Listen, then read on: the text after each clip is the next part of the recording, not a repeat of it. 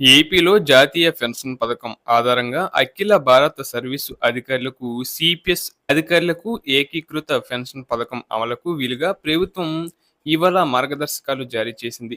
2025 April 1 నుంచి అమల్లోకి వచ్చేలా ఆయా అధికారుల కోసం జాతీయ పెన్షన్ వ్యవస్థ కింద ఏకీకృత పెన్షన్ పథకం అమలు చేయడానికి సంబంధించిన కార్యాచరణ మార్గదర్శకాలపై ఉత్తర్వులు జారీ చేసింది.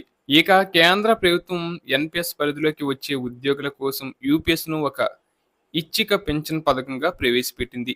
దీని ముఖ్య ఉద్దేశం ఒక నిర్దిష్ట కంట్రిబ్యూషన్ ఫ్రేమ్వర్క్ ద్వారా స్థిరమైన ఊహించదగిన పదవి విరమణ ఆదాయాన్ని అందించడం. పదవి విరమణ తర్వాత క్రమబద్ధమైన చెల్లింపు ఆప్షన్ ఇవ్వడం. యూపీఎస్ను ఎంచుకునే ఏఐఎస్ సిపిఎస్ అధికారుల కోసం ఏపీ ప్రభుత్వం ఇవాళ మార్గదర్శకాలను విడుదల చేసింది.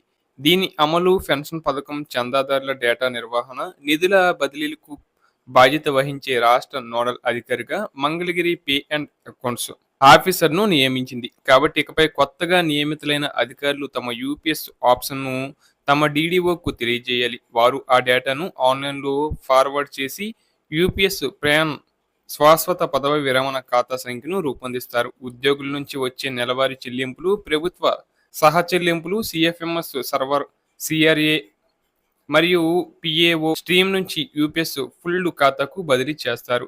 సాధారణ ప్రభుత్వ విభాగాలలోని అధికారుల విషయంలో చెల్లింపులు జీతాల నుండి తీసేసి సిఎఫ్ఎంఎస్ ద్వారా నమోదు చేసి ఎన్పిఎస్ ట్రస్ట్ ద్వారా తయారైన ధృవీకరించబడిన ట్రాన్సాక్షన్ ఐడీలతో ఆటోమేటిక్ లావాదేవీల ద్వారా బదిలీ చేస్తారు.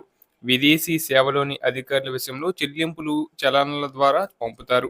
నిధుల బదిలీ కోసం డేటా కూడా అదే విధంగా నమోదు చేసి ప్రాసెస్ చేస్తారు.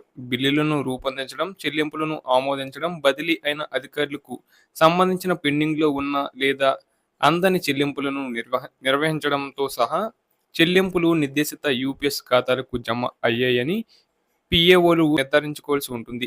ఇక పిఏఓలు ప్రయాణాలను రూపొందించడం, విత్డ్రాల్స్ను ప్రాసెస్ చేయడం, వ్యక్తిగత వివరాలను అప్డేట్ చేయడం, సాఫ్ట్వేర్ మార్పుల కోసం ఏపీసీఎఫ్ఎస్ఎస్తో సమన్వయం చేసుకోవడం వంటి కార్యకలాపాలను నిర్వహించాలి. నిర్దిష్ట నెలలకు యూపీఎస్కు బదిలీ చేయబడిన అధికారుల కంట్రిబ్యూషన్లను బదిలీ చేయడం, మార్చి 31, 2026 నాటికి బకాయి ఉన్న బకాయిలను జమ చేయడం ట్రెజరీస్ అండ్ అకౌంట్స్ డైరెక్టర్ బాధ్యత. యూపీఎస్ సజావుగా అమలయ్యేలా చూసేందుకు కంట్రిబ్యూషన్ల సేకరణ, నిధుల బదిలీ, రికార్డుల నిర్వహణ కోసం క్రమబద్ధమైన పారదర్శకమైన విధానాల కోసం ఈ మార్గదర్శకాలు జారీ చేశారు.